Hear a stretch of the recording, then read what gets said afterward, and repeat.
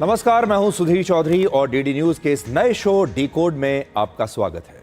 आज पूरी दुनिया में न्यूयॉर्क के मेयर चुनाव की चर्चा हो रही है और इस चुनाव के पहले चरण में 33 साल के जोहरान ममदानी डेमोक्रेटिक पार्टी की तरफ से जीत गए हैं। ममदानी अपने आप को एक गुजराती मुस्लिम कहते हैं, लेकिन अगर आप उनके पुराने बयानों को और उनके सोशल मीडिया पोस्ट्स को देखेंगे तो वो हमेशा से ही भारत विरोधी बयान देते रहे हैं। न्यूयॉर्क शहर, जिसे एक तरह से पूरी दुनिया की आर्थिक राजधानी माना जाता है, जहां बड़ी संख्या में ईसाई और ज्यूज रहते हैं, वहां पर एक भारतीय मूल के मुसलमान की इतनी बड़ी जीत बहुत मायने रखती है। आज हम ये डिकोड करेंगे कि इस व्यक्ति की जीत भारत और अमेरिका के लिए क्या महत्व रखती है। आज ये जानना आप सबके लिए बेहद ज़रूरी होगा कि भारत के लोगों को ममदानी की इस जीत पर खुश होना चाहिए या फिर निराश और चिंतित होना चाहिए।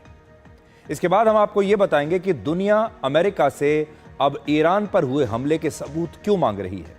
22 जून को अमेरिका ने ईरान के 3 न्यूक्लियर ठिकानों पर हमला करके उसके परमाणु ठिकानों को बर्बाद करने का दावा किया था, लेकिन अब यह कहा जा रहा है कि ईरान ने अपना 408 किलोग्राम यूरेनियम भंडार कहीं पर छिपा दिया है, जिससे 10 परमाणु बम बनाए जा सकते हैं। ये पूरा युद्ध ईरान के परमाणु कार्यक्रम को नष्ट करने के लिए शुरू हुआ था और अगर अमेरिका ऐसा करने में नाकाम रहा तो फिर सोचिए इस युद्ध का फायदा ही क्या हुआ। और आखिर में हम हर भारतीय के सपने को डिकोड करेंगे और ये सपना होता है अपना खुद का घर खरीदने का। नए आंकड़े बताते हैं कि अगर मुंबई जैसे शहर में किसी मिडिल क्लास परिवार को अपना घर खरीदना हो तो उसे 109 साल तक बचत करनी होगी। यही कारण है कि देश भर में आजकल लाखों मकान बनकर तैयार खड़े हैं, लेकिन उन्हें खरीदने वाला कोई नहीं। यानी आपकी जेब और आपके घर के बीच जो फासला है, जो इंतजार है, वो बढ़ता चला जा रहा है। लेकिन सबसे पहले हम आपको अमेरिका के कुछ बड़े नेताओं और सांसदों के सोशल मीडिया पोस्ट दिखाना चाहते हैं और इनमें अमेरिका के हाउस ऑफ रिप्रेजेंटेटिव्स की सदस्य टेलर ग्रीन, नैन्सी मेस और एंडी ओगल्स का नाम भी शामिल है। इन नेताओं और सांसदों ने सोशल मीडिया पर एक तस्वीर पोस्ट की है जिसमें अमेरिका के स्टैच्यू ऑफ लिबर्टी को प्रतीकात्मक रूप से बुर्के में लिपटा हुआ दिखाया गया है और अमेरिका के बड़े बड़े नेता ये कह रहे हैं कि अब न्यूयॉर्क सिटी बदलने वाला है। इसके पीछे बड़ी वजह यह है कि न्यूयॉर्क शहर के प्राइमरी चुनावों में पहली बार किसी मुस्लिम उम्मीदवार को जीत मिली है और इस उम्मीदवार का नाम है जोहरान ममदानी। जोहरान ममदानी खुद को एक भारतीय मुस्लिम कहते हैं, इंडियन मुस्लिम कहते हैं, गुजराती मुस्लिम कहते हैं, जबकि इनका सोशल मीडिया अकाउंट भारत विरोधी बयानों और वीडियोज से भरा पड़ा है। अब इनकी वजह से अमेरिका में इंडियन मुस्लिम शब्द ट्रेंड कर रहा है। भारत में कांग्रेस के राज्यसभा सांसद अभिषेक मनु सिंघवी ने कहा है कि ममदानी जैसे लोग पाकिस्तान की भाषा बोलते हैं। और अगर आप भी आज ये सोचिए कि न्यूयॉर्क में एक नेता जो वहां के इतिहास में मुस्लिम समुदाय का पहला मेयर आगे चलकर हो सकता है, वो खुद को भारतीय मुस्लिम भी कहता है और भारत के खिलाफ नफरत भी फैलाता है। जिस प्राइमरी चुनाव में जोहरान ममदानी को जीत मिली है, वो चुनाव न्यूयॉर्क शहर के मेयर पद के लिए हो रहे हैं, जिनमें अभी सिर्फ पार्टी के उम्मीदवारों का फैसला हुआ है। इसलिए यह स्पष्टीकरण करना जरूरी है कि ममदानी अभी मेयर का चुनाव जीते नहीं हैं, वो अभी मेयर बने नहीं हैं, वो सिर्फ एक पार्टी की तरफ से उम्मीदवार घोषित हुए हैं। अमेरिका में राष्ट्रपति चुनावों की तरह ही मेयर के चुनाव में भी सबसे पहले उम्मीदवारों का चुनाव होता है और ये उम्मीदवार प्रमुख रूप से 2 पार्टियों के ही होते हैं। इनमें एक है रिपब्लिकन पार्टी और राष्ट्रपति ट्रंप इसी रिपब्लिकन पार्टी से हैं, और दूसरी है डेमोक्रेटिक पार्टी। और आपको याद होगा ये वो पार्टी है जहां पूर्व राष्ट्रपति जो बाइडेन और बराक ओबामा इसी पार्टी से आते हैं। जोहरान ममदानी ने डेमोक्रेटिक पार्टी का प्राइमरी चुनाव जीता है और अब वो न्यूयॉर्क शहर के मेयर चुनावों में डेमोक्रेटिक पार्टी के घोषित उम्मीदवार बन गए हैं। अभी मेयर का चुनाव तो होना बाकी है, लेकिन उम्मीदवार बनना ही उनके लिए एक बहुत बड़ी उपलब्धि माना जा रहा है और इसी को एक बहुत बड़ा टर्निंग पॉइंट माना जा रहा है। और यह बात अमेरिका के लोगों और वहां के नेताओं को हैरान कर रही है।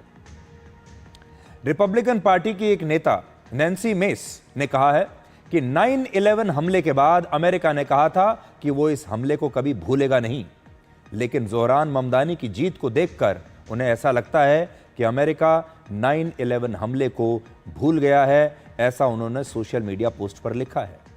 न्यूयॉर्क शहर को अमेरिका की पहचान माना जाता है।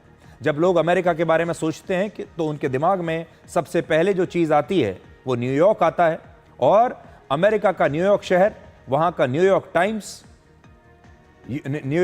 स्क्वायर, माफ कीजिए, और न्यूयॉर्क को वहाँ का एक तरीके से आप कह लीजिए कि आर्थिक कैपिटल माना जाता है। अब तक न्यूयॉर्क शहर के इतिहास में कभी ऐसा नहीं हुआ जब एक मुस्लिम उम्मीदवार इस शहर के मेयर चुनाव में किसी पार्टी का उम्मीदवार भी बन पाया हो, लेकिन इस बार यह परंपरा बदल गई और यह घटनाक्रम जो है ये बहुत ही महत्वपूर्ण है। एक ऐसा शहर जहां पर वॉल स्ट्रीट है, एक ऐसा शहर जिसे पूरी दुनिया की फाइनेंशियल कैपिटल माना जाता है, यहां पर इस प्रकार का ऐसी घटना हो जाना पूरी दुनिया के लिए भी मायने रखता है और भारत और अमेरिका की राजनीति के लिए तो है ही। डेमोक्रेटिक पार्टी का उम्मीदवार बनने के लिए दो नेताओं के बीच इस बार कड़ी टक्कर थी, जिनमें से एक को डेमोक्रेटिक पार्टी का अंतिम उम्मीदवार चुना जाना था। इसमें से एक थे ज़ोहरान ममदानी जो सिर्फ 33 साल के हैं, और दूसरे हैं एंड्रू क्यूमो जो 67 साल के हैं, 67 ईयर्स। यहां पर महत्वपूर्ण बात यह है कि इनमें से किसी एक उम्मीदवार को चुनने के लिए पूरे न्यूयॉर्क शहर के सभी लोगों ने, यानी आम लोगों ने वोट नहीं डाला था। ये कुछ चीजें ऐसी हैं जो मीडिया में चल तो रही हैं, आप पढ़ते होंगे अखबार में या चैनल्स में, लेकिन आपको ऐसा लगता होगा जैसे ये चुनाव न्यूयॉर्क शहर में हुआ है और न्यूयॉर्क शहर में रहने वाले लोगों ने इसमें वोट डाला है। ऐसा है नहीं, ये प्राइमरी चुनाव है और प्राइमरी चुनावों में सिर्फ उसी पार्टी के लोग वोट डालते हैं जिस पार्टी के उम्मीदवार को चुना जाना होता है। और इस मामले में भी न्यूयॉर्क शहर में डेमोक्रेटिक पार्टी के जो वोटर्स हैं, जो उनके समर्थक हैं, उन्होंने ज़ोहरान ममदानी और एंड्रू क्यूमो को अपना वोट दिया, क्योंकि वो इनमें से एक को चुनना चाहते थे और किसी भी नेता को इन दोनों में से 50% से ज्यादा वोट नहीं मिले और ये चुनाव एक प्रकार से टाई हो गया।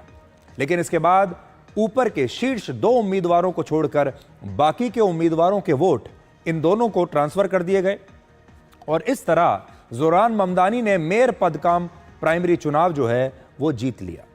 अब नवंबर के महीने में इसी साल उनका मुकाबला राष्ट्रपति ट्रंप की पार्टी रिपब्लिकन पार्टी के उम्मीदवार से होगा और राष्ट्रपति ट्रंप ने अभी से ज़ोहरान ममदानी पर राजनीतिक हमले शुरू कर दिए हैं और उन्होंने सोशल मीडिया पर लिखा है कि डेमोक्रेट्स ने सारी हदें पार कर दी हैं और उन्होंने ज़ोहरान ममदानी के लिए एक शब्द का इस्तेमाल किया है, कम्युनिस्ट ल्यूनेटिक।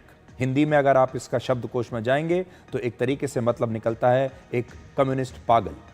उन्होंने ये भी कहा कि ये अमेरिका के इतिहास के लिए एक बहुत बड़ा क्षण है। हालांकि ज़ोहरान ममदानी और उनके समर्थक इस जीत का जश्न मना रहे हैं और न्यूयॉर्क शहर में जो लगभग 200 मस्जिदें हैं उनमें भी ममदानी की जीत का जश्न मनाया जा रहा है। आप मस्जिदों की तस्वीरें जब देखेंगे तो आप देखिए वहां भी ममदानी की जीत का जश्न मन रहा है न्यूयॉर्क में। My name is Zohran Kwame Mamdani.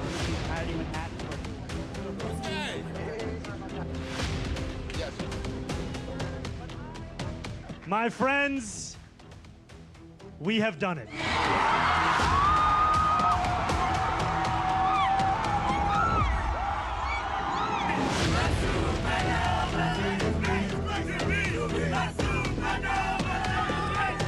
We have won because New Yorkers have stood up for a city they can afford.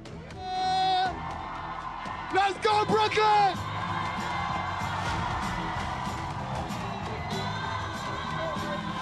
Let's go! तो क्या न्यूयॉर्क शहर में बहुत बड़ा बदलाव आने वाला है? अमेरिका में FBI के डायरेक्टर काश पटेल, खुफिया विभाग की डायरेक्टर तुलसी गबार्ड, उपराष्ट्रपति JD वेंस की पत्नी उषा वेंस और राष्ट्रपति ट्रंप के पूर्व सहयोगी विवेक रामास्वामी भी हिंदू हैं और वो कभी भी खुद को इंडियन हिंदू बताकर अपना प्रचार नहीं करते। लेकिन ज़ोहरान ममदानी ने अपनी पूरी पहचान भारतीय मुसलमानों से जोड़ दी। अपने आप को भारतीय मुसलमान कहा और ख़ास तौर पर गुजराती मुसलमान कहा, और चुनाव में इसका उन्हें ज़बरदस्त फ़ायदा मिला। जबकि सच्चाई ये है कि ममदानी की पूरी राजनीति भारत के विरोध पर टिकी हुई है। और आज हम जो कुछ आपको बताएंगे उनके परिचय के बारे में। अब आप ये देखिए कि ज़ोरान ममदानी कौन है। ज़ोरान ममदानी का जन्म युगांडा में वर्ष 1991 में हुआ था और उनकी मां का नाम है मीरा नायर और पिता का नाम है महमूद ममदानी। मीरा नायर भारत की एक बहुत मशहूर फिल्म निर्देशक हैं। आपको याद होगा उन्होंने वर्ष 1988 में एक फिल्म बनाई थी जिसका नाम था सलाम बॉम्बे, और फिर वर्ष 2001 में उनकी एक और फिल्म आई जिसका नाम था मॉनसून वेडिंग। इनमें सलाम बॉम्बे फिल्म में भारत की गरीबी को हाईलाइट किया गया था, और जब यह फिल्म ऑस्कर पुरस्कार के लिए नॉमिनेट हुई तब दुनिया में भारत की गरीबी की बड़ी चर्चा हो रही थी और कहा जा रहा था कि इस फिल्म में एक तरीके से भारत की गरीबी को बेचा गया है, और इस फिल्म ने भारत की गरीबी को दुनिया के दिमाग में हमेशा के लिए बैठा दिया था। मीरा नायर एक हिंदू हैं, जबकि उनके पति महमूद ममदानी एक मुस्लिम हैं और जाने माने प्रोफेसर हैं। और क्योंकि महमूद ममदानी का परिवार गुजरात से था, इसलिए ज़ोरान ममदानी खुद को इंडियन मुस्लिम भी कहते हैं और गुजराती मुस्लिम भी कहते हैं। हालांकि यहाँ सच्चाई ये है कि उनका जन्म भारत में नहीं हुआ है, बल्कि वो 7 वर्ष की उम्र में अफ्रीका से अपने माता पिता के साथ न्यूयॉर्क आ गए थे, और 7 साल पहले तक उनके पास अमेरिका की सिटीजनशिप यानी नागरिकता भी नहीं थी। ये नागरिकता भी उन्हें वर्ष 2018 में मिली है, और यही कारण है कि अब रिपब्लिकन पार्टी के नेता उन्हें डिपोर्ट करने यानी बाकी प्रवासियों की तरह अमेरिका से बाहर निकालने की मांग कर रहे हैं। सोचिए, जब अमेरिका में राष्ट्रपति ट्रंप प्रवासियों के खिलाफ इतनी बड़ी मुहिम चला रहे हैं, ये चुनाव में उनका एक बहुत बड़ा मुद्दा था कि अगर वो चुनकर आ गए तो अमेरिका में गैर कानूनी रूप से रहने वाले प्रवासियों को यहाँ से भगा देंगे। और ये भी वो कहते थे कि प्रवासियों का जो एक मुद्दा है ये बहुत बड़ा मुद्दा है, क्योंकि बाहर से आने वाले जो लोग हैं वो अमेरिका के मूल नागरिकों के हक मार रहे हैं, उनके नौकरियाँ ले रहे हैं, इसलिए इस पर एक नीति बनाना बहुत आवश्यक है। और वो लगातार कहते रहे हैं कि प्रवासियों को देश से बाहर चले जाना चाहिए। ऐसे में सिर्फ 7 साल पहले अमेरिका के नागरिक बने ये ममदानी जो हैं, ज़ोरान ममदानी का मेयर चुनाव में उम्मीदवार बनना बहुत कुछ कहता है, और इसे आज आपके लिए 3 पॉइंट्स में हम डिकोड करेंगे। पहला कारण है न्यूयॉर्क की बदलती डेमोग्राफी। मौजूदा वक्त में न्यूयॉर्क शहर में बहुसंख्यक वाइट अमेरिकन्स की आबादी नहीं रही। अब वहां वाइट अमेरिकन्स की आबादी है 35.9% सिर्फ, जबकि दूसरे देशों में पैदा हुए लोगों की आबादी है 37%। इनमें भी 14% आबादी एशियाई मूल के लोगों की है, और ज्यादातर लोग इनमें इस्लाम धर्म को मानते हैं। 20 साल पहले तक न्यूयॉर्क शहर में मुस्लिमों की आबादी सिर्फ 2% हुआ करती थी, लेकिन अब यह आंकड़ा 10% तक पहुंच गया है कुछ अनुमानों के मुताबिक।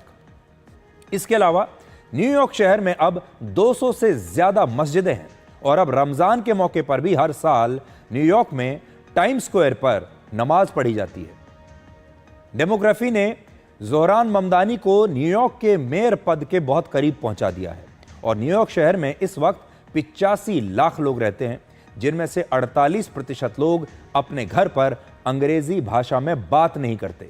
37% लोगों का जन्म अमेरिका में नहीं हुआ है, जिनमें ज़ोरान ममदानी जैसे लोग भी शामिल हैं। दूसरी बात, उन्होंने चुनाव जीतने के लिए 2 नीतियों पर काम किया, यह समझना बहुत जरूरी है। इनमें पहली नीति में उन्होंने मस्जिदों में जाकर खुद को भारतीय मुस्लिम बताया। इसके तहत उन्होंने भारत विरोधी मुद्दों को ज्यादा उठाया, क्योंकि इससे न्यूयॉर्क के साउथ एशियन मुसलमानों का उन्हें जबरदस्त समर्थन मिलता था। जब वो ये कहते थे कि भारत का CAA कानून गलत है, भारत में वक्फ कानून जो लाया जा रहा है ये गलत है, जम्मू कश्मीर में कश्मीरी मुसलमानों के मानव अधिकारों का हनन हो रहा है, अयोध्या में राम मंदिर का निर्माण बाबरी मस्जिद को तोड़कर हुआ है, या वो भगवान श्री राम और उनके भव्य मंदिर का अपमान जब करते थे तो उन्हें भारतीय मूल के कुछ मुसलमानों के साथ साथ बांग्लादेशी, पाकिस्तानी और एशियाई मूल के मुसलमानों का और भी ज्यादा समर्थन मिलता था। इसके अलावा वो फिलिस्तीन के मुसलमानों को अपना भाई बताकर लोगों से वोट मांगते थे। इजराइल के प्रधानमंत्री नेतन्याहू पर युद्ध अपराध के आरोप लगाकर उन्हें सजा देने की मांग करते थे और खुद को एक ऐसा लिबरल और सोशलिस्ट नेता बताते थे जो अमीरों के खिलाफ है और गरीबों का मसीहा है। और यही उनकी दूसरी रणनीति भी थी। तो पहली रणनीति आप ये देखिए, पहली रणनीति थी नैरेटिव सेट करने की। नैरेटिव जिसमें उन्होंने अपने आप को एक साउथ एशियन बताया, साउथ एशियन मुस्लिम बताया, भारतीय मुस्लिम बताया, लिबरल कार्ड खेला, सोशलिस्ट नेता अपने आप को बताया और एक पूरा नैरेटिव गढ़ा जो धर्म के नाम पर आधारित था। यहां पर उन्होंने धर्म का पूरा कार्ड खेला और रणनीति यह रहती है ऐसे लोगों की कि अपने आप को धर्म निरपेक्ष बताते हैं, कहते हैं कि हम लिबरल हैं, हम सेकुलर हैं, लेकिन फिर भी धर्म की आड़ लेते हैं। तो एक तो नैरेटिव की रणनीति थी, दूसरी थी स्थानीय मुद्दे उठाने की, जिसमें उन्होंने जबरदस्त तरीके से जो लोकल इश्यूज हैं, स्थानीय मुद्दे न्यूयॉर्क के हैं, वो उठाए। फ्रीबीज यानी मुफ्त वाली चुनावी राजनीति को उन्होंने अपनाया। आपने देखा होगा हमारे देश में भी आजकल फ्रीबीज की बड़ी चर्चा है, मुफ्त की राजनीति जिसको हम कहते हैं। अब ये न्यूयॉर्क तक भी पहुंच गई है और ममदानी ने ये पूरा की पूरा जो बिजनेस मॉडल है वो भारत की राजनीति से उठा लिया और वहां पर लागू कर दिया। तो उन्होंने अपने चुनाव प्रचार में न्यूयॉर्क के मिडिल क्लास की बात की। उन्होंने वादा किया कि वो मेयर बनने के बाद मुफ्त पब्लिक बस सेवा की शुरुआत करेंगे। आपने देखा होगा हमारे दिल्ली जैसे शहर में भी मुफ्त बस सेवा की बात होती है, महिलाओं के लिए तो अभी भी बस सेवा मुफ्त है। उन्होंने न्यूयॉर्क में कह दिया कि मुफ्त की बस सेवा शुरू कर देंगे। इसके बाद उन्होंने कहा कि वो सरकारी ग्रोसरी स्टोर्स खोलेंगे जहां पर कम कीमतों पर लोगों को रोजमर्रा का सामान मिलेगा, जिससे उन्हें महंगाई से कुछ राहत मिल सकेगी। अब जैसे हमारे देश में भी कुछ ग्रोसरी स्टोर्स ऐसे हैं जो सरकार के नियंत्रण में रहते हैं, जहां पर सरकार वहां के जो मूल्य होते हैं उनको अपने नियंत्रण में रखती है। अब वैसा ही वो वहां करेंगे। न्यूयॉर्क शहर में जो 67% लोग किराए के मकान में रहते हैं, उनके लिए भी अब मकानों को, घरों को किफायती बनाया जाएगा और वो ये कहते हैं कि जो मकानों का किराया है उसे भी वो कंट्रोल करेंगे, वे सुनिश्चित करेंगे कि मकानों का किराया ज्यादा महंगा ना हो। और अब सरकार हाउसिंग प्रोजेक्ट्स में अपना पैसा लगाएगी, निवेश करेगी। और जो लोग शहर में टैक्सी चलाते हैं उन्हें लोन के भुगतान और ब्याज की दरों में भी राहत मिलेगी और उन्हें अलग से आर्थिक मदद दी जाएगी। और सबसे बड़ी बात उन्होंने ये कही कि वो इन फ्रीबीज के लिए सारा पैसा इस शहर के अमीरों से लेंगे। अमीरों पर पहले से कहीं ज्यादा टैक्स लगाया जाएगा और ये वो अमीर होंगे जिनकी सालाना आमदनी 8.5 करोड़ रुपए से ज्यादा है। ऐसे तमाम लोगों पर वो टैक्स लगा देंगे। और इन फ्रीबीज से लोगों को लुभाने के लिए उन्होंने बॉलीवुड के मशहूर डायलॉग्स का भी सहारा लिया और अपने प्राइमरी चुनावों में वो अमिताभ बच्चन की एक मशहूर फिल्म दीवार फिल्म का एक मशहूर डायलॉग भी इस्तेमाल करते थे। वो अपने प्रतिद्वंदी उम्मीदवार के लिए कहते थे कि उनके पास बड़ी बड़ी बिल्डिंग हैं, बैंक बैलेंस हैं, गाड़ियां हैं, लेकिन मेरे पास न्यूयॉर्क शहर की जनता है और उसका समर्थन है। बात ये नहीं है कि मैं क्या बनूंगा, बात ये है कि मैं क्या करूंगा हमारे कम्युनिटीज के लिए और हर एक न्यूयॉर्कर के लिए। मैं हमारे शहर को अफोर्डेबल बनाऊंगा। न्यूयॉर्कर्स मुश्किल से अफोर्ड कर रहे हैं रोटी, कपड़ा और मकान। मैं ये सब बदलने के लिए लड़ रहा हूँ। Rent free buses, universal child care और सस्ती ग्रोसरीज के जरिए। पर आपको एक सवाल पूछना चाहता हूँ, तुमने कभी किसी को वोट किया? कभी किसी को रैंक किया? देखो, यहाँ न्यूयॉर्क सिटी में हम रैंक चॉइस वोटिंग यूज करते हैं। इसका मतलब है कि सिर्फ एक कैंडिडेट को चूज करने के बजाय आप 5 कैंडिडेट्स तक को रैंक कर सकते हो अपनी पसंद के हिसाब से। तो उन्होंने सोशल मीडिया पर एक जबरदस्त तरीके से अपना कैंपेन चलाया। वो खुद युवा हैं, 33 साल के हैं और न्यूयॉर्क में रहने वाले जितने भी युवा हैं उन्होंने बहुत ही आकर्षक तरीके से इन युवाओं को लुभाने की पूरी कोशिश की। उनका जो पूरा कैंपेन था चुनाव का, बड़ा मनोरंजक था, नए स्टाइल का था, जिसमें वो हिंदी में भी बात कर रहे हैं, अंग्रेज़ी में भी बात कर रहे हैं, मिडिल क्लास को टारगेट करके अपनी बात कह रहे हैं। और वो ये भी जानते हैं कि न्यूयॉर्क शहर में ऐसे लोगों की बहुत बड़ी संख्या है जो टैक्सी चलाते हैं, टैक्सी ड्राइवर हैं, कैब्स चलाते हैं और ये ज़्यादातर लोग ऐसे हैं जो एशियन मूल के हैं, भारत के हैं, पाकिस्तान के हैं, बांग्लादेश के हैं। ये सब वो लोग हैं जो हिंदी समझते हैं, उर्दू समझते हैं।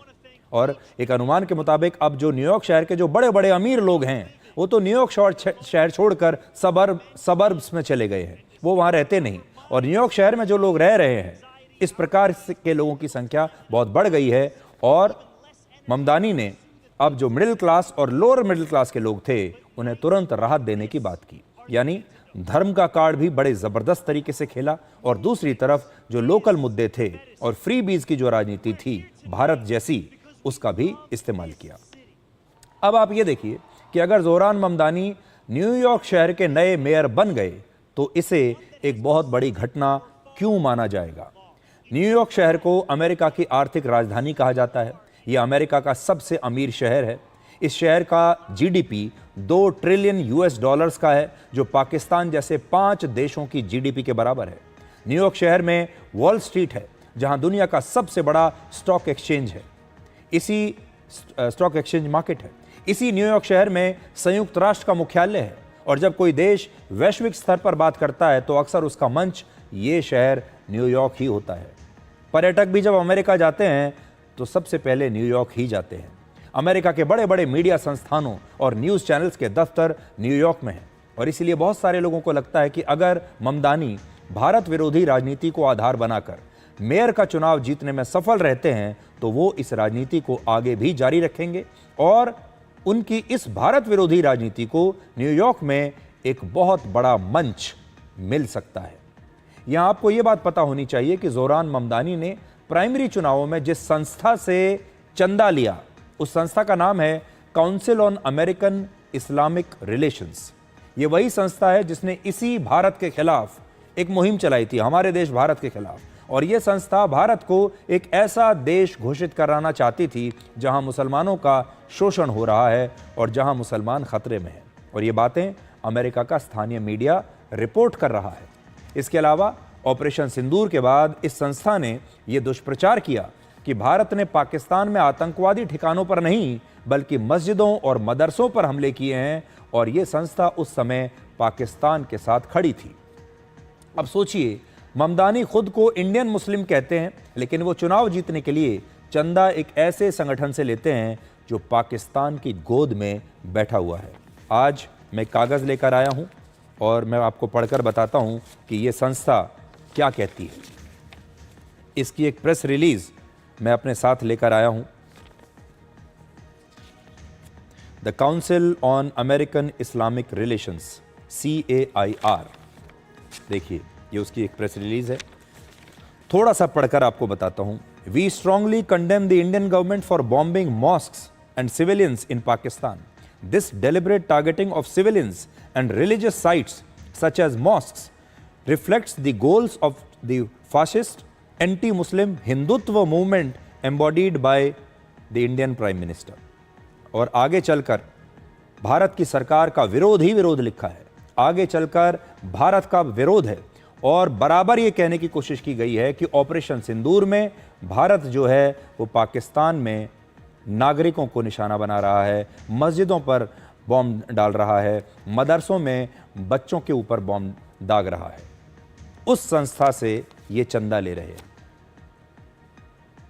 पश्चिम में दुनिया के 2 बड़े शहर हैं, एक है लंदन और दूसरा है न्यूयॉर्क। और आज आप ये देखिए कि लंदन में पहले से ही पाकिस्तानी मूल के सादिक खान पिछले 9 वर्षों से मेयर हैं और अब न्यूयॉर्क में भी खुद को भारतीय मूल का मुस्लिम बताने वाले जोहरान ममदानी मेयर का चुनाव जीत सकते हैं और यह चुनाव नवंबर के महीने में होगा।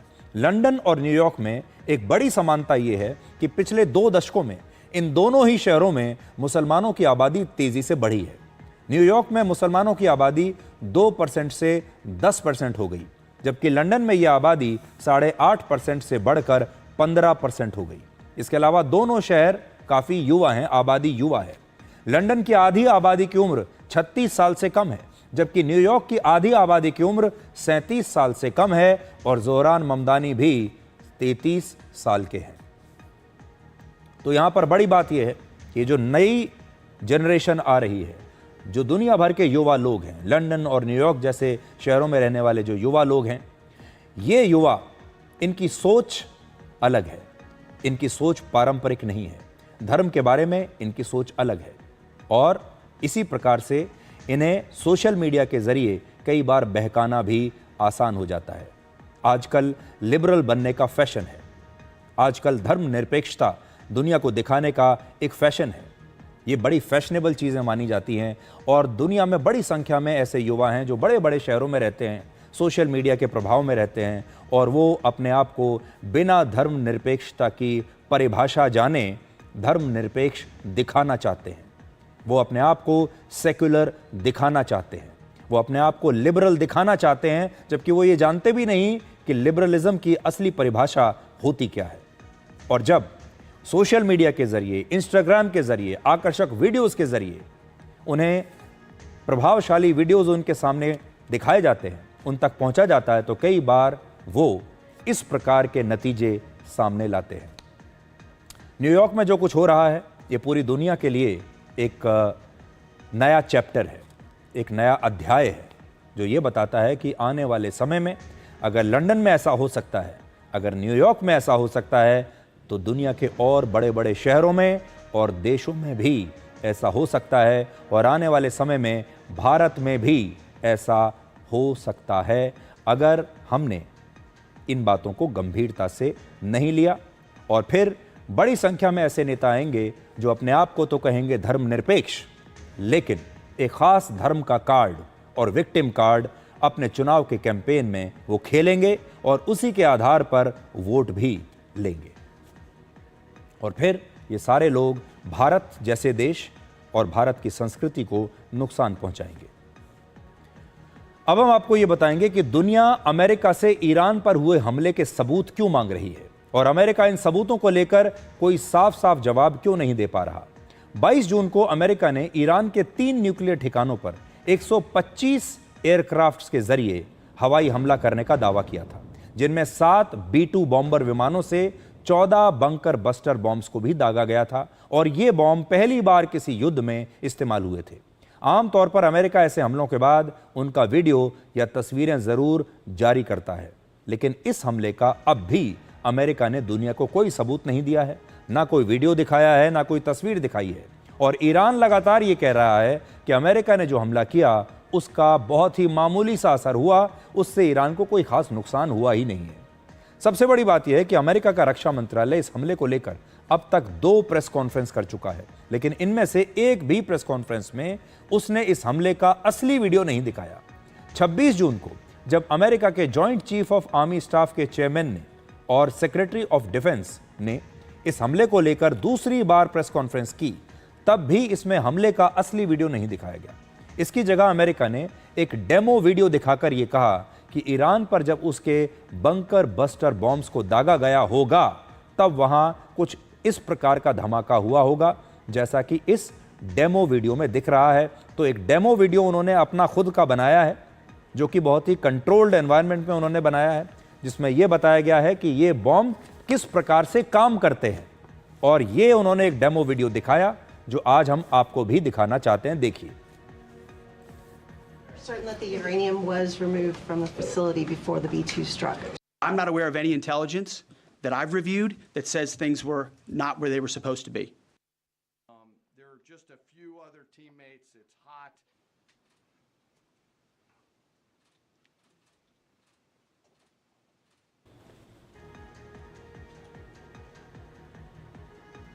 एक तरफ अमेरिका ये डेमो वीडियो दिखाकर कहता है कि असली हमला भी ऐसे ही हुआ होगा, और दूसरी तरफ अमेरिका और पश्चिमी देशों का ही मीडिया इस हमले को शक की नज़र से देख रहा है और इस पर कई तरह के सवाल खड़े किए जा रहे हैं।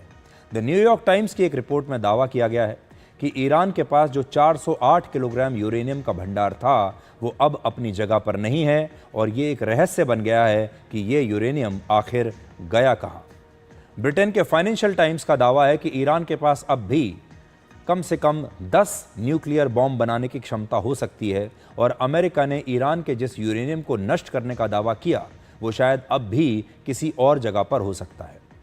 रॉयटर्स ने भी दावा किया है कि अमेरिका के हवाई हमलों से पहले ही ईरान ने अपना सारा यूरेनियम किसी और स्थान पर भेज दिया था और यह यूरेनियम न्यूक्लियर हथियार बनाने के लिए काफ़ी है। और अमेरिका के न्यूयॉर्क पोस्ट ने भी अपनी रिपोर्ट में लिखा है कि ईरान के नतांज के पास एक सीक्रेट लोकेशन है जिसका नाम है पिक एक्स माउंटेन, और ऐसा शक है कि यहीं पर ईरान ने अपना यूरेनियम छिपा कर रखा है। और आपको याद होगा, ईरान के फोर्दो न्यूक्लियर प्लांट पर हमले से कुछ घंटे पहले वहां सैटेलाइट तस्वीरों में 16 ट्रक दिखाई दे रहे थे, जिन्हें लेकर दावा किया गया कि इन्हीं ट्रकों में हमले से पहले ईरान ने अपना सारा यूरेनियम कहीं और भेज दिया था।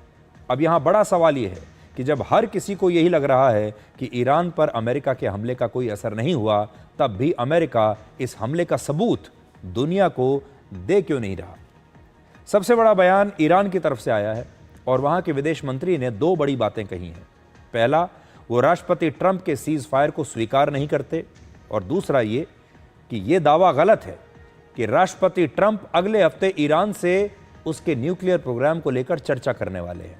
तो आप ईरान को देखिए, जो एक के बाद एक राष्ट्रपति ट्रंप के सभी दावों को लगातार खारिज करता जा रहा है और ये भी कहता जा रहा है कि इस युद्ध में जीत उसकी हुई है। آتش بس قبول نداریم چون آتش بس خودش محصول یه مذاکره‌ای هست یا توقف عملیات دو طرف با هم مذاکره میکنن صحبتی میکنن مثلا توافق میکنن که متوقف بشه گفتم ما هیچ آتش بس قبول نداریم توقف عملیات قبول نداریم ولی اگر رژیم صهیونیستی به حملات خودش ادامه نده ما هم قصدی برای ادامه نداریم और इस समय की एक और बड़ी खबर यह है कि अब से कुछ घंटे पहले इजराइल ने लेबनान में हिजबुल्लाह के ठिकानों पर मिसाइल हमले किए हैं। और हिजबुल्लाह वही आतंकवादी संगठन है जिसे ईरान से हथियार मिलते हैं, फंडिंग मिलती है, ट्रेनिंग मिलती है और पूरा समर्थन भी मिलता है। الله أكبر الله أكبر راحتك فرد بنيت يا لطف الله الله أكبر لك الضرب الثاني لك يا لطف الله شو ولع الله أكبر بعد في واحد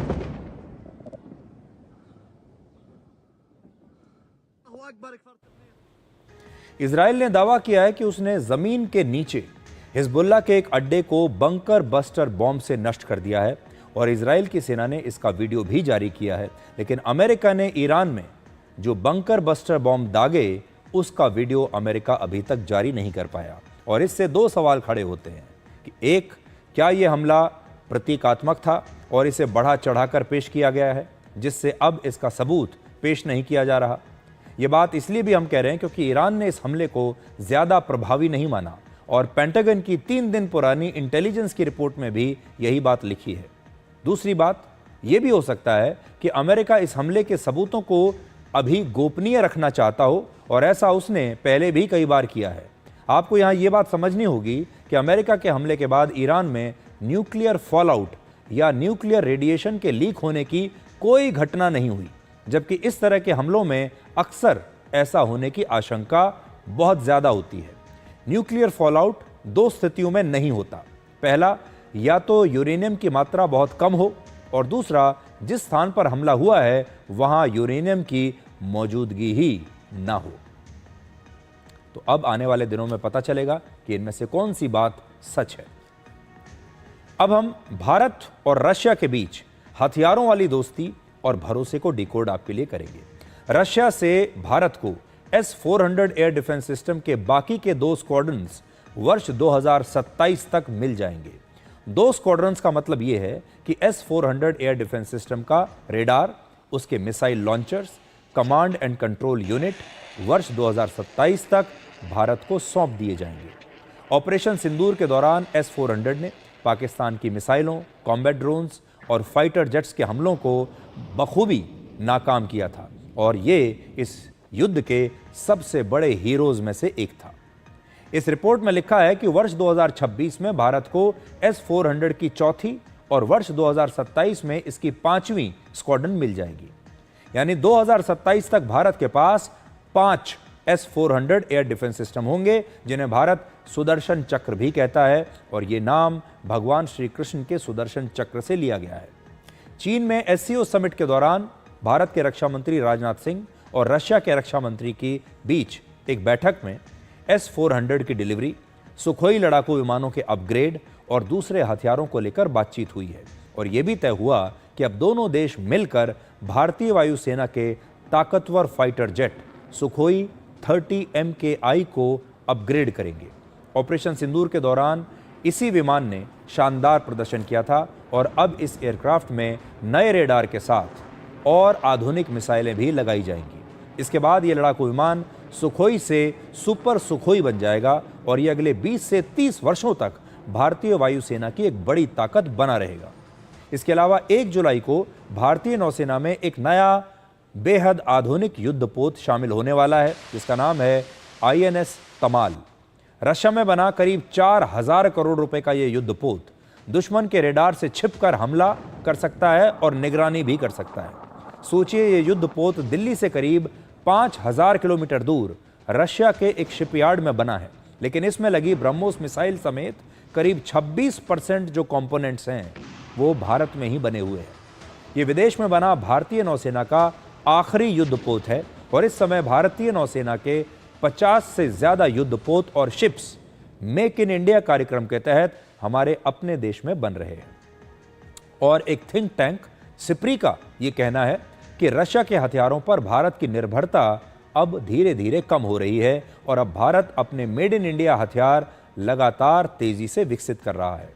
वर्ष 2010 से 2014 के बीच भारत अपने 72% हथियार रशिया से खरीदता था, लेकिन 2020 से 2024 के बीच यह संख्या घटकर अब सिर्फ 36% रह गई है। अब भारत अपने कई हथियार खुद बना रहा है और दूसरे देशों को भी मेड इन इंडिया हथियार अब भारत बेच रहा है, निर्यात कर रहा है। आज आपको भारत और रशिया की दोस्ती का यह उदाहरण भी जरूर देखना चाहिए। रशिया ने भारत और चीन दोनों को अपना S-400 एयर डिफेंस सिस्टम बेचा है। तो ये जो एयर डिफेंस सिस्टम है S-400, ये रशिया ने भारत को भी दिया और चीन को भी दिया। आपको याद होगा, अमेरिका ये बिल्कुल नहीं चाहता था कि हम एयर डिफेंस सिस्टम रशिया से खरीदें, लेकिन हमने खरीदा।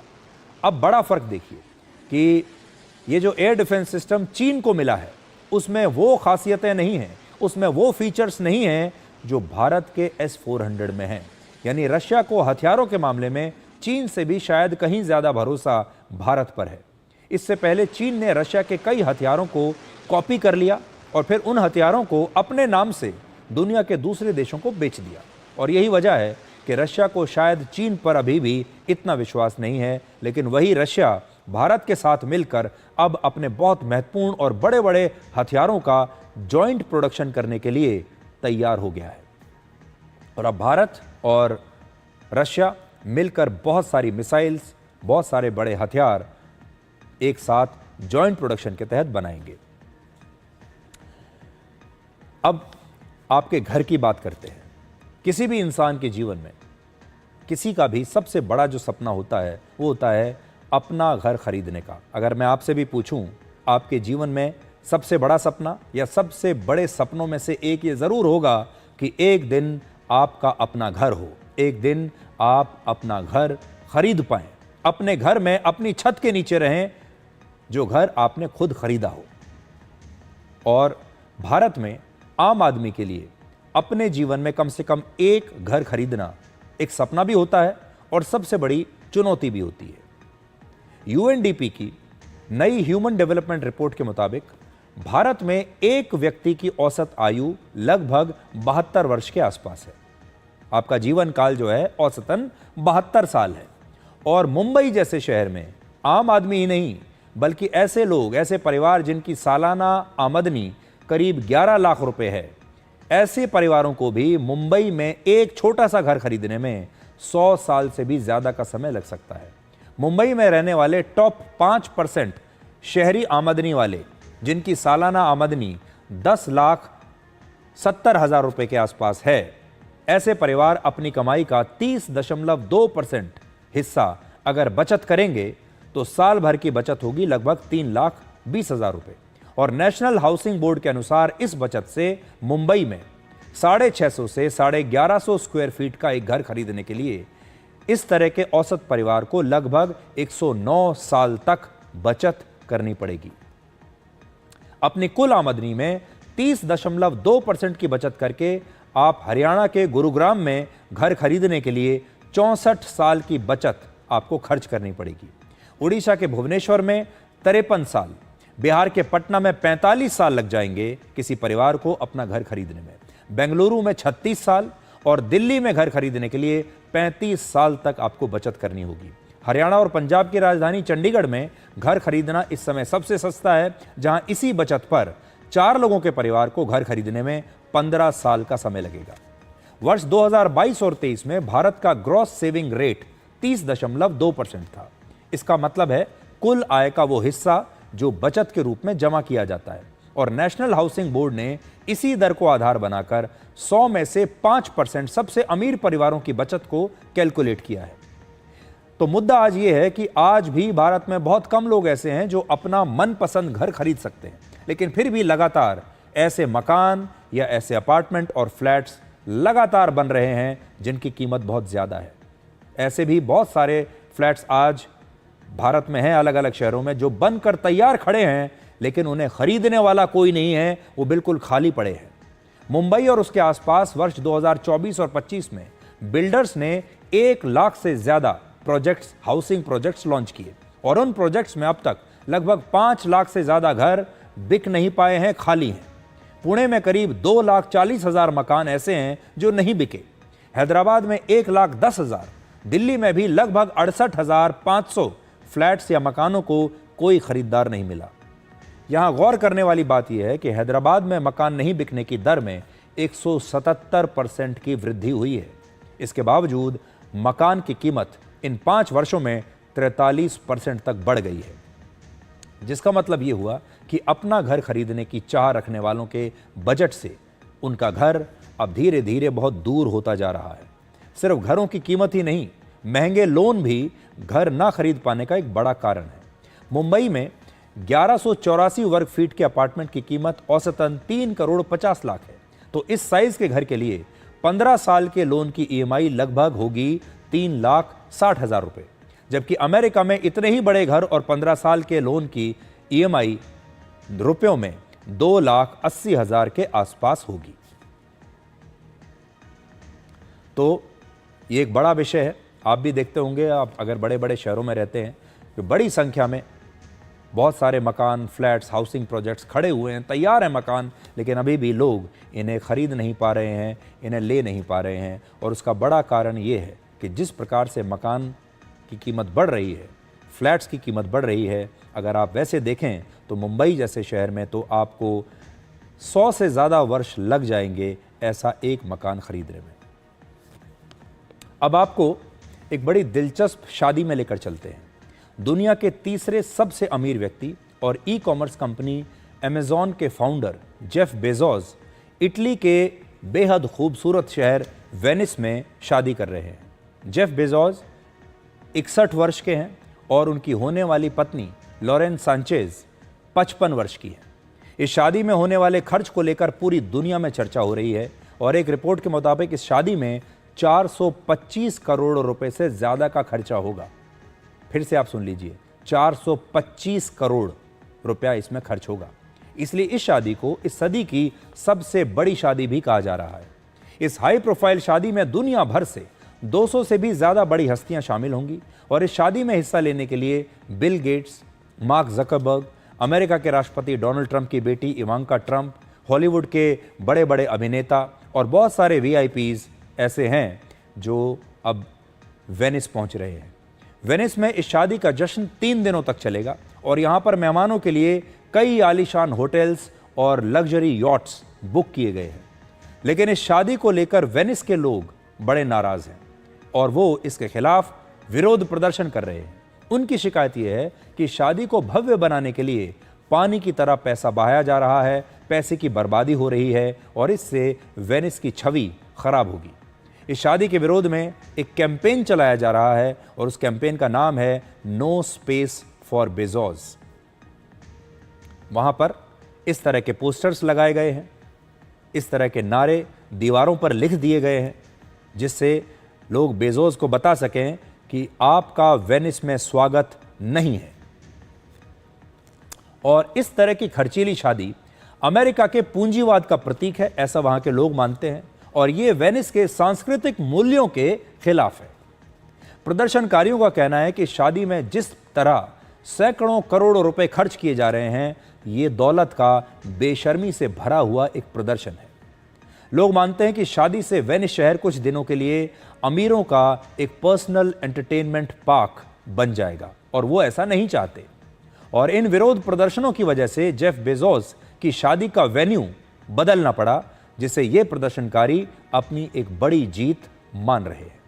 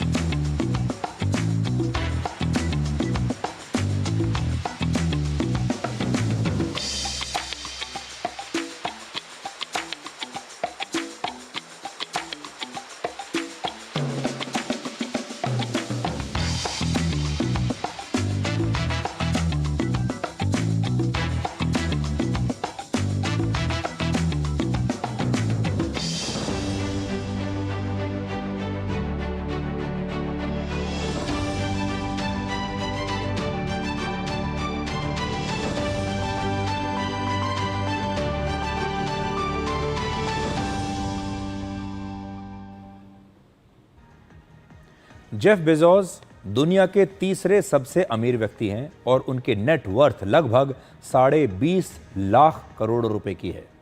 ये जेफ बेजोस की दूसरी शादी है और वर्ष 2019 में उनका अपनी पहली पत्नी से तलाक हुआ था, और उस समय ये दुनिया का सबसे महंगा तलाक माना गया था, जिसमें जेफ बेजोस ने अपनी पहली पत्नी को करीब 3.25 लाख करोड़ रुपए दिए थे।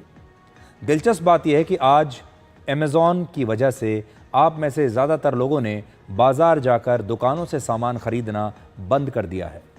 अब ज़्यादातर लोग घर बैठे ही सारा सामान ऑनलाइन ऑर्डर करते हैं, और अब हमारे देश में भी धीरे धीरे किराना की दुकानें बंद होती जा रही हैं, क्योंकि लोग बाजार में जाकर सामान नहीं खरीदना चाहते। लेकिन आज ये जानना बड़ा दिलचस्प होगा कि पूरी दुनिया को ऑनलाइन शॉपिंग सिखाने वाले अपनी शादी के लिए जेफ बेजोस ने कितना सामान घर बैठे ही ऑनलाइन ऑर्डर किया होगा। तो अब एक छोटा सा ब्रेक लेते हैं। ये ब्रेक है 3 मिनट का। 3 मिनट आप रिलैक्स कीजिए, और 3 मिनट के बाद हम आपके लिए एक बहुत ही विशेष खबर लेकर आएंगे। ये खबर है अकेलेपन के बारे में। अकेलापन 2 प्रकार का है। एक, आप अकेले रहते हैं और आपको अकेलापन लगता है। दूसरा, आपका भरा पूरा परिवार है, आप सैकड़ों लोगों के बीच में बैठे हैं, अपने परिवार के बीच में बैठे हैं, दोस्तों के बीच में बैठे हैं, फिर भी अकेलापन आपको महसूस होता है। इतने सारे लोगों के बीच में भी आप अकेले हैं। अकेलेपन पर हम बात करेंगे इस छोटे से ब्रेक के बाद, क्योंकि ये अकेलापन बहुत हानिकारक है आपके शरीर के लिए।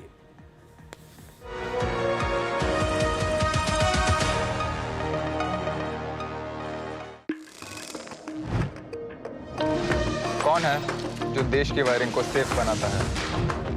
कौन है जो देश की वायरिंग को इको फ्रेंडली बनाता है? कौन है जो जोड़े देश को?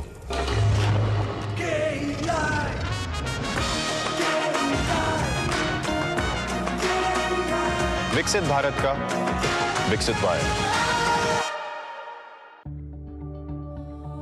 Where the software engineer with a big idea meets the smart market analyst,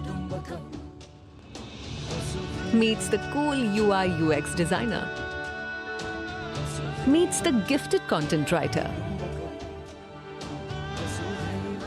meets the talented photographer to create the big dream. The world comes together at Sharda University. So where are you?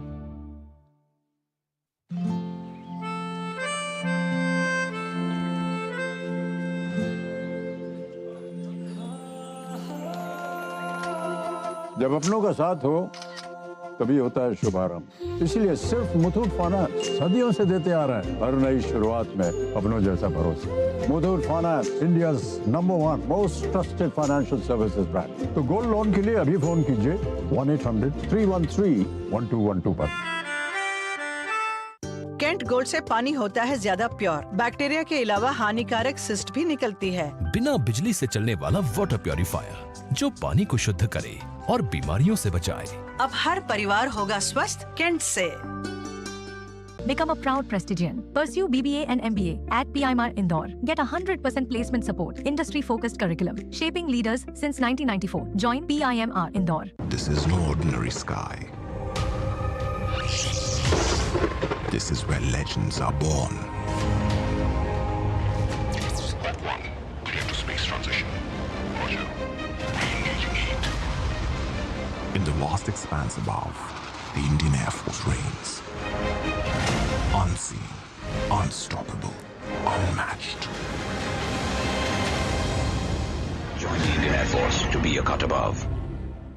Start successful legal career with Prestige, offering LLB and LLM with expert faculty and practical exposure, shaping leaders since 1994. Join PIMR Indore. Kent gold से पानी होता है ज्यादा pure. Bacteria के अलावा हानिकारक cyst भी निकलती है। बिना बिजली से चलने वाला वाटर प्योरीफायर जो पानी को शुद्ध करे और बीमारियों से बचाए। अब हर परिवार होगा स्वस्थ केंट से। कौन है जो जोड़े देश को? विकसित भारत का विकसित वायर।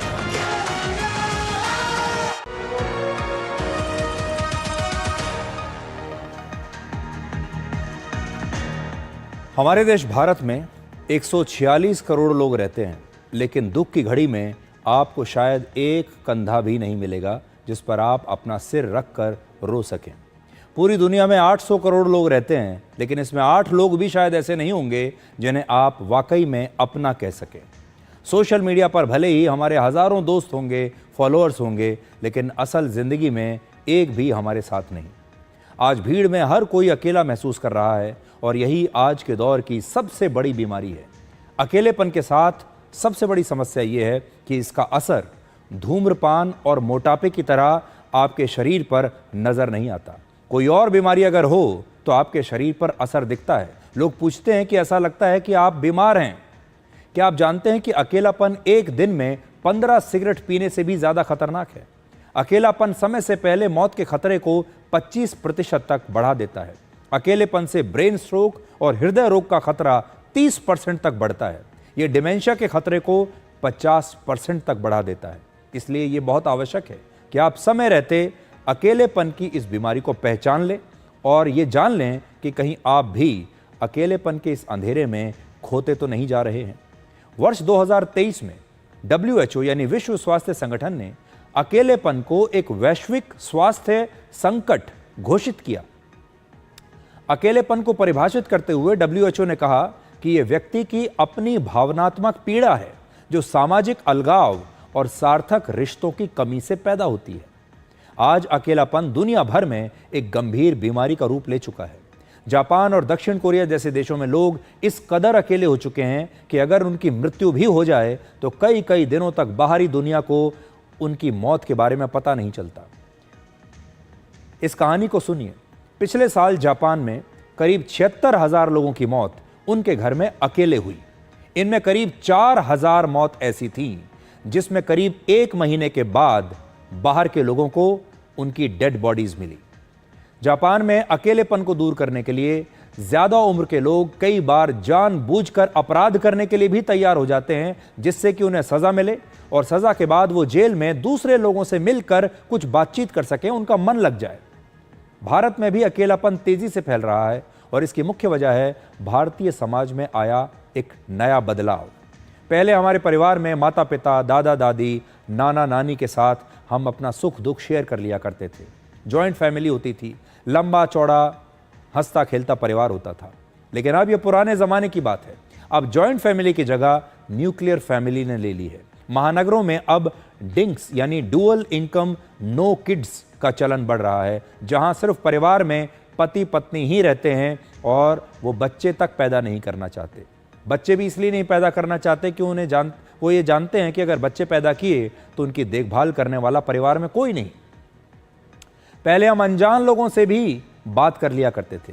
कोई रास्ता पूछता था तो बड़ा मन से उसे रास्ता बताते थे। कई बार तो घर तक छोड़कर आ जाते थे। बाजार जाते थे तो परचून की दुकान पर, सब्जी की दुकान पर दुकानदार से बातचीत कर लिया करते थे, लोगों से उनका हालचाल पूछ लिया करते थे, चाय की दुकान पर कई बार अनजान लोगों से बात कर लिया करते थे, अपने दोस्तों से कहते थे कि चलिए चाय की दुकान पर मिलते हैं। लेकिन ऑनलाइन शॉपिंग की वजह से अब बाजार आना जाना भी बंद हो गया, अनजान लोगों से बातचीत बंद हो गई, उस दुकानदार से कभी कभी जो हालचाल पूछ लिया करते थे वो भी बंद हो गया। किसके घर में क्या चल रहा है, कुछ सुख दुख अगर बांटने का समय आता था वो सब भी बंद हो गया, क्योंकि किसी के पास समय नहीं। और बाकी की जो कसर है वो वर्क फ्रॉम होम ने पूरी कर दी। 2021 के ग्लोबल सर्वे के मुताबिक भारत दुनिया में अकेलेपन से प्रभावित होने वाला तीसरा सबसे बड़ा देश है। और इस रिपोर्ट में लिखा है कि भारत के शहरों में 43% लोग अकेलापन महसूस करते हैं। और एक और चिंता में डालने वाली बात यह है कि 13 से 15 साल की उम्र के 25% बच्चे अकेलापन अनुभव कर रहे हैं। सोशल मीडिया की वजह से भी अकेलापन तेजी से बढ़ा है। सोशल मीडिया की लत युवाओं में अलगाव और डिप्रेशन को बढ़ा रही है। आजकल भावनाओं को व्यक्त करने के लिए किसी की आंखों में आंख डालने की ज़रूरत नहीं है, किसी के सामने बैठने की ज़रूरत नहीं है, किसी का चेहरा देखने की ज़रूरत नहीं है, किसी को मुस्कुराहट देने की ज़रूरत नहीं है, किसी की आंखों में आंसू देखने की ज़रूरत नहीं है, क्योंकि अब लोगों ने अपनी भावनाओं को व्यक्त करने के लिए इमोजीज का इस्तेमाल करना शुरू कर दिया है।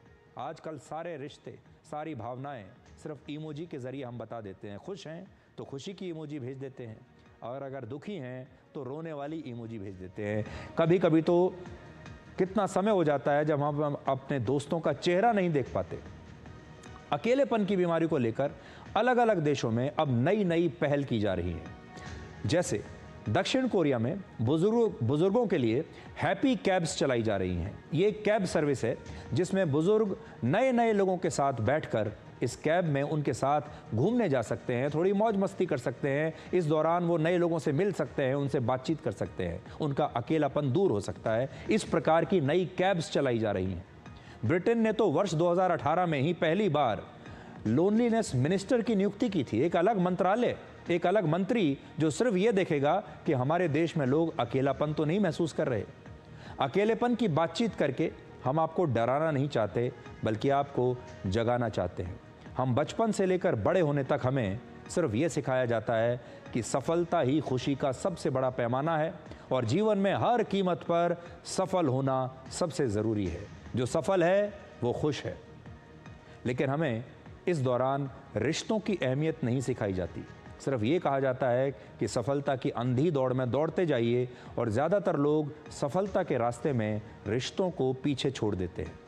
अगर आप भी ज़िंदगी के सफल होने की इस रेस में दौड़ते दौड़ते अपने दोस्त और अपने परिवार को पीछे छोड़ते जा रहे हैं, तो हमेशा याद रखिए, सफलता की चोटी पर पहुंचकर आपको सिर्फ अकेलापन ही मिलेगा। और जब वहाँ से ढलान शुरू होगी, तब आपको सबसे ज़्यादा इन्हीं लोगों की आवश्यकता पड़ेगी जिन्हें आप पीछे छोड़ आए हैं। इसलिए अगर आपके आसपास कोई ऐसा व्यक्ति है आपके परिवार में जो अकेलापन महसूस कर रहा है, अगर आपके आसपास आपके परिवार में कोई ऐसा बच्चा है जो कटा कटा सा रहता है, अकेला रहता है, जिसका मन नहीं लग रहा है, तो उससे तुरंत आज ही बात कीजिए। और ये कोई मन का खेल नहीं है, अब ये एक बीमारी का रूप ले चुका है।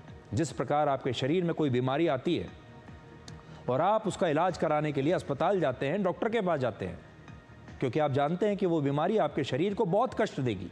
ये अकेलापन की बीमारी भी बिल्कुल वैसी ही है। इसलिए सबसे पहले अपने घर में इसके बारे में बात कीजिए, दोस्तों के साथ बात कीजिए, और तब भी अगर ये काबू में नहीं आती है बीमारी, तो फिर डॉक्टर के पास जाइए। और आज आपके लिए हमारे पास एक अच्छी खबर है। अब से आप अपने मनपसंद शो डिकोड को शनिवार और रविवार को भी देख पाएंगे, और ये हमारा वीकेंड एडिशन होगा जिसमें डिकोड में पूरे हफ्ते प्रसारित किए गए बेहतरीन विश्लेषण हम आपको दिखाएंगे। तो आप अपने परिवार में, अपने दोस्तों में सबको ये जानकारी दीजिए कि अब से डिकोड हफ्ते के 7 दिन आप देख पाएंगे। शनिवार और रविवार को भी आप डिकोड देख पाएंगे दूरदर्शन न्यूज़ पर। तो अब आपसे हमारी अगली मुलाकात सोमवार नहीं बल्कि कल यानी शनिवार रात 9 बजे होगी, और फिर रविवार रात 9 बजे होगी। तब तक आप खुश रहिए, सुरक्षित रहिए, स्वस्थ रहिए, और कभी भी सबसे ऊपर होने का घमंड ना करें, क्योंकि इमारत में एक और मंजिल बनते ही छत फर्श बन जाती है। नमस्कार।